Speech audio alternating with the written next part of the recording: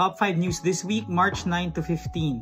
Hihimayin natin ang pag-aresto kay former President Rodrigo Duterte into 5 main aspects. Number 5, humarap na for the first time sa International Criminal Court si Rodrigo Duterte. Nitong Biyernes ng gabi nasaksihan natin yung initial appearance ni dating presidente ng Pilipinas na si Rodrigo Duterte dun sa 3 judges, all women, na hahawak sa kaso niya. Nagbigay din ng pahayag yung abogado niya, yung kanyang longtime friend at dating executive secretary na si Salvador Medialdea. Sa interpretation ni Medialdea, kidnapping daw yung pagdala kay Duterte sa The Hague at resulta lang daw ng hidwaan with the Marcos government. Pinasaringan niya rin mismo yung ICC na desperado daw to kaya nakipag-team up sa Marcos government. Mahina rin daw yung kalusugan ni Duterte kaya kung pwede raw sana ipagpaliban na lang yung proceedings. Pero sabi ng presiding judge na medical naman daw si Duterte pagdating niya dun sa ICC at fully mentally aware and fit naman daw siya. Kaya denied yung request ni Medialdea. In-acknowledge naman ng presiding judge yung manifestation ni Medialdea.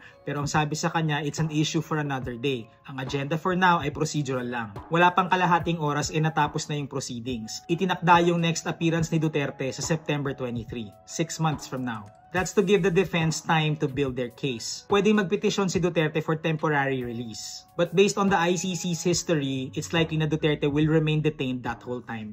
So, kidnapping nga ba yung pagdakip kay Duterte? Sabi ng Pilipinong retired ICC judge na si Raul Pangalangan, sa tingin niya ay naging by the book naman daw ang pag-aresto kay Duterte. One factor is whether may warrant of arrest ba. Which brings us to number 4, the question of the arrest warrant and the supposed temporary restraining order. So, may arrest warrant nga ba kay Duterte o wala? Contrary to what Kitty Duterte claimed on Instagram, meron. Sabi ni Interior Secretary John Vic Remulla, 3 AM nung Martes natanggap ng Philippine government yung arrest warrant. That was the very same day na expected si Duterte lumapag sa Maynila galing sa Hong Kong. So bakit pinatupad yung arrest warrant from ICC gayong hindi naman na miyembro yung Pilipinas since March 2019? Una, may jurisdiction pa rin ng ICC dun sa kaso kasi nasimulan siya noong 2017.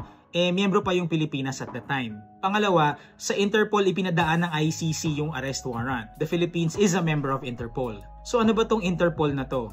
It is short for International Criminal Police Organization. So as its name suggests, ugnayan siya ng mga kapulisan sa mundo para sa information sharing at paghahabol sa mga transnational criminal. Noong araw ng pag-aresto, may kumalat na chismis na naglabas daw ang Supreme Court ng Temporary Restraining Order or TRO. The idea is a TRO might have stopped the arrest. But the Supreme Court itself said na wala naman silang nilabas na TRO kasi hindi naman daw yun na-justify ni Senator Bato de la Rosa dun sa kanyang petisyon. Kinabukasan naman, nagsampa rin sa Supreme Court si Kitty Duterte, daughter of the former president, ng petition for writ of habeas corpus. Basically asking the Supreme Court to produce her father or ibalik siya from The Hague. But legal experts are unanimous in saying that our Supreme Court has no power to compel the ICC, which now has custody of the old man. Number 3, ano ang laman ng warrant? What exactly is Duterte accused of?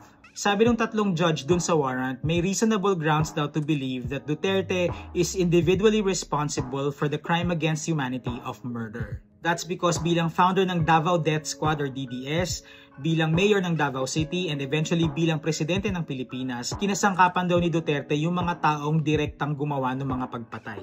As president, he had full control of the PNP, NBI, and PIDEA. Binigyan niya ng reward yung mga tauhan niya sa Davao. Tapos nung naging presidente siya, inappoint niya to national positions. Think Ronald De La Rosa and Regina Garma. Siya raw ang designer and disseminator ng Operation Double Barrel, ang war on drugs na pumatay sa 7,000 people according to the PNP or up to 30,000 people according to human rights defenders. Bukod doon, he made public statements authorizing, condoning, and promoting killings and dehumanizing alleged criminals.